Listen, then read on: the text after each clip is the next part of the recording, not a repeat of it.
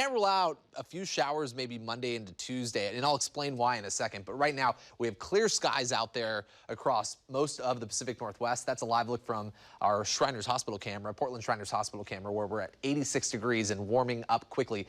It is still a little bit hazy, but not as hazy as the past couple of days. Let's bring you out to the coast to a little sunshine. That's a live look from our Shiloh Inns camera in Seaside. Yesterday, we barely broke out into sunshine, maybe for an hour or two at best. That marine layer has been really close by every day this week, and that's made for some very difficult forecasting along the coast. As you can see, the marine layer is burning off a bit along the northern Oregon and southern Washington coast, but it's right nearby. It's like right offshore here. And if I look down to the south, we are seeing some sunshine out toward Newport, but notice that the marine layer is looking like it's kind of surging back in. So there's an ebb and flow going on with this marine layer. That's why it's difficult to forecast how much sunshine we're going to be dealing with over the next couple of days along the coast, and temperatures are tough to forecast as well. But right now we're mainly in the 60s along the coast, and that feels refreshing compared to what we're dealing with inland. Temperatures are climbing mainly into the 80s and low 90s now, and look at some of these temperatures already in central and eastern Oregon.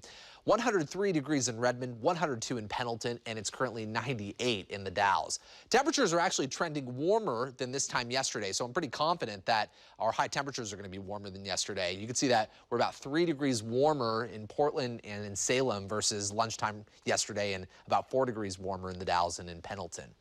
The big picture is high pressure is still building right over the top of us, and it's a slow mover, and that's why this is such a long duration heat wave. Once we get into the end of the weekend and early next week, high pressure moves to the east. That's going to help to cool us down a little bit, but we're going to have this weak upper level low right offshore that's going to be kicking up or creating some lift in the atmosphere, rather, bringing in some short waves, and that could generate some isolated thunderstorms and maybe a few showers as well along with it. I don't think we're going to see widespread rain, but once we get into midweek and late week of next week, a deeper trough of low pressure digs in, and that's going to be responsible for the cool down.